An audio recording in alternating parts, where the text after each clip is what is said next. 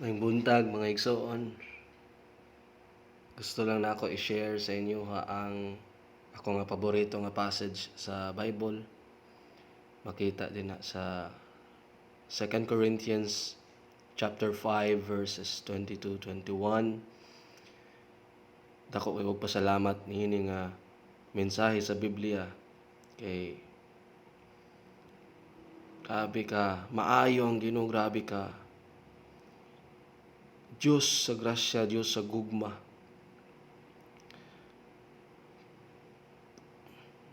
Ang akong pag-ila sa atong Ginoo mga igsoon. Grabe siya kalagot sa sala. Grabe siya kalagot sa mga sala natong ipambuhat. Kitang tanan nakasala atubangan sa Ginoo. Kitang tanan ninyo nakasupak sa napo kasugo niya. Itong gihatag ni Moises. Kitang tanan nakapamakak, nakapangawat, nakapangabit, nakabugal-bugal siya ngalan, nagagamit siya ngalan sa bugal-bugal.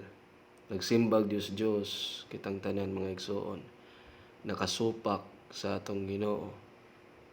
O gantod karon, kita nakabuhat gyapon og sala, nailalom sa sala ang kadaghanan sa mga katawhan karon. Mga igsoon, indot kayo ni siya nga passage sa Bible. Mo'y magtawag ka nato, mag-awhag ka nato nga mobalik na sa Ginoo. 2 Corinthians 5 verses 20-21 kini sila mga sinulat ni Apostol Pablo. Ingon siya sa verses 20 and 21. Now then, we are ambassadors for Christ, as though God did beseech you by us. We pray you in Christ's stead, be ye reconciled to God. For he hath made him to be sin for us, who knew no sin, that we might be made the righteousness of God in him. Pakita nato sa verse 20 ang tone ni Apostle Paul. Grabe iyahang pag-awhag sa mga katawhan. Grabe ang pagpamugos. Akong mastorya nga namugos siya ni nagpakiluoy sa mga katawhan. O nagampo siya sa mga katawhan. Ang Ginoo mismo dinhi. Kita nato sa as though God did beseech you. Ang Ginoo mismo nagpakiluoy sa ato ang tanan nga balik na ta sa iya. Mubiya na ta sa atong pagkadautan. Mubalik na ta sa Ginoo. Mubuhat na ta sa mga butang nga makahatag og himaya sa Ginoo. Makahatag og kalipay sa Ginoo. Mubiya na ta sa atong mga sala nga atong gihigugma. Mga sala nga atong ginakalipay. Nag-awhag ang Ginoo, nagpakiluoy ang Ginoo ana sa ato. Nga balik mo sa ako. Why? Nganong nagpakiluoy ang Ginoo nga balik ta sa iya? Nganong nagpakiluoy man ang Ginoo ana? Why? Verse 21 ang tubag. For he hath made him to be sin for us, who knew no sin, that we might be made the righteousness of God in him. Nagingon diri, ang Ginoo nato gihimo siya nga sala para sa ato. Kinsa maning him diri? He hath made him. God made him. Yang gipasabot ani si Jesus Christ. Gihimo niya si Jesus Christ nga mahimong sala para sa ato. Jesus Christ who is holy, harmless, undefiled. Ngari sa kalibutan nga walay sala. Sinless Savior. Walay sala kang makita sa iya. Pero siya'y gihimo sa Ginoo nga nakasala para sa ato. Ningon diri, who knew no sin. Jesus Christ knew no sin. Ug wala pod nakabuhat og bisan unsang sala. Pero siya'y gitrato nga sala sa Dios aron kita mahimong matarong atubangan sa Ginoo tungod ni Jesus Christ. Mao nagpakiluoy ang Ginoo. Verse 20, nagpakiluoy ang Ginoo nato mga igsoon. Nagpakiluoy siya nato nga balik mo nako. In Old Testament, sige nagbalik-balik ang Ginoo ana. Ang kuna ninyo ang inyong mga sala sa ako ug sundan ako ninyo. Ang kuna ninyo ang inyong mga sala. Pag ginulsol mo talikdi na ninyo. Kay akong pahumukon ang inyong kasing-kasing. Inyong kasing-kasing nga gahi. Akong himong humok nga mahimo na ning mahigugmaon sa pagkamatarong ug magdumot na sa pagbuhat og dautan. Likayan na ang dautan. Ningon ng Ginoo na, balik lang mo nako. Though your sins be as scarlet, it shall be white as snow. Bisag unsa pa na kadako, unsa pa na kahugaw ang ato mga sala nga ginabuhat. Kayang papason sa Ginoo, kayang limpyuhon sa Ginoo tungod sa dugo ni Kristo, tungod ni Jesus Christ. Nagpakiloy ang Ginoo sa ato, balik na ta sa iyaha tungod kay naa siya'y gibubuan sa tanan niyang kalagot. Mao kana si Jesus Christ. Iyang gilansang tanan natong kasalanan ngadto sa cross. Siya gilubong ug siya nabanaw sa ikatulo ka adlaw. Tinuod na mga igsoon, mao kana ang maayong balita para natong tanan. Kitang tanan nga mga nagsaum-saum sa kasalanan, duna nay kaluwasan para sa ato. Duna nay lunas, duna nay solusyon sa ato mga sala, mga igsoon. Si Jesus Christ. Jesus Christ mo'y atong manluluwas. Walay laing makaluwas sa ato si Jesus Christ. Even Prophet Isaiah prophesied Jesus Christ. Atong tanawon sa Isaiah 53. Let me just search it. Isaiah 53, King James Version.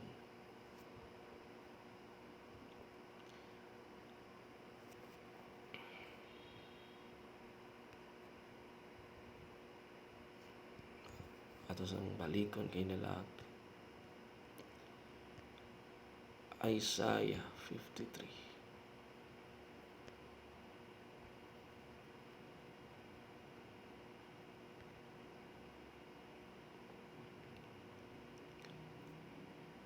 Si Propeta Isaiah nagpropesiya about ni Jesus Christ. Sugod na lang ta, diretso na lang ta sa verse 3.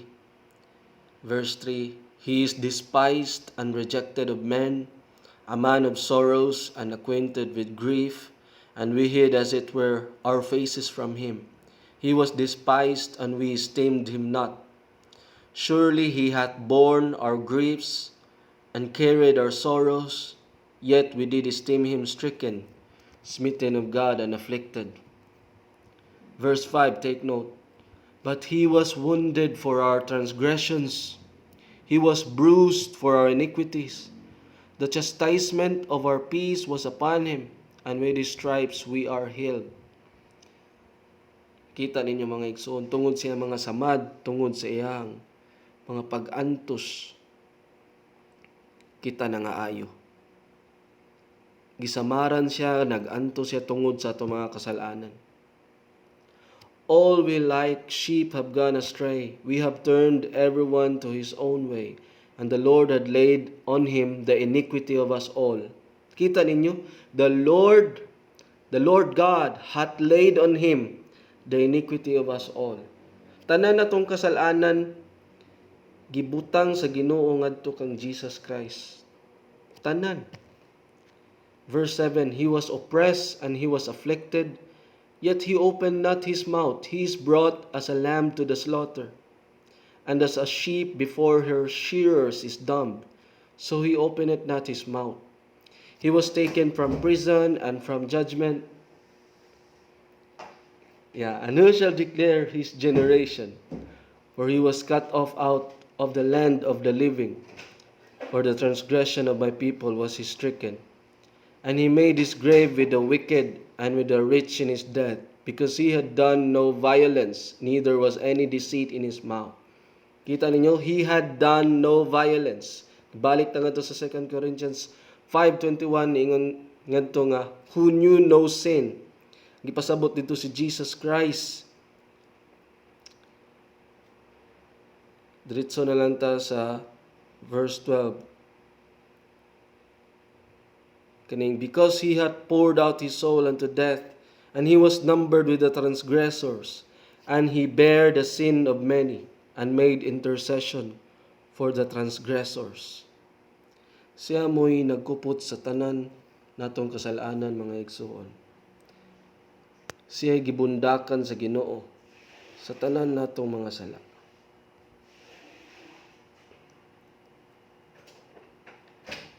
Nagpakiluoy diri ang apostoles si Pablo. Ang Ginoo nagpakiluoy sa ato pinaagi sa mga apostoles nga balik na mo sa Ginoo, pagkig-uli na mo sa Ginoo, tungod kay dili na kamo mo'y mabundakan sa tanan niyang kalagot, si Jesus Christ na.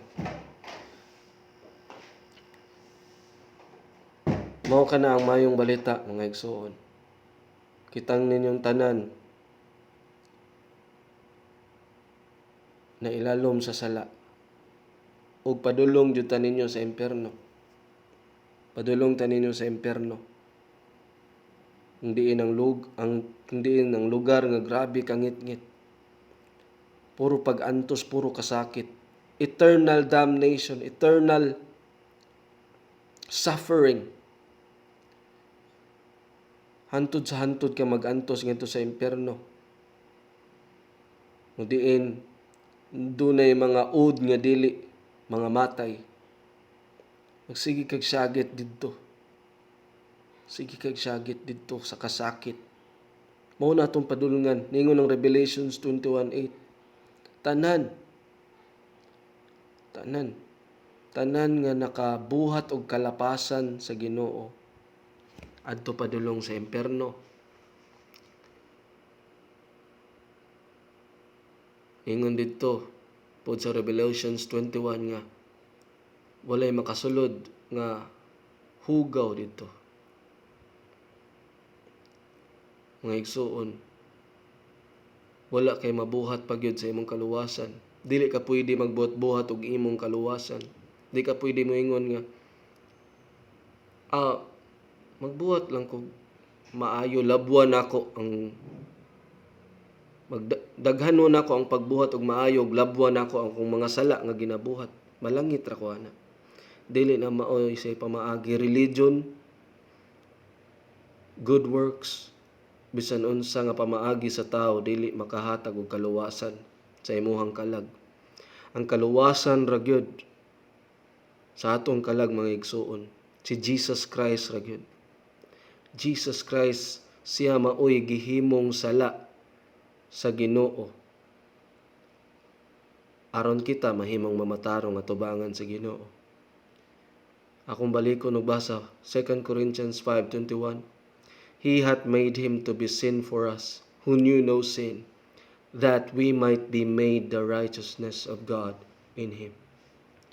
Daghang salamat. Hinaot nakuha ninyo ang mensahe, mga igsoon. Biyae ang sala ug sugod karon sa ligi na si Jesus. Sunda na ang pamaagi sa Ginoo. God bless us all.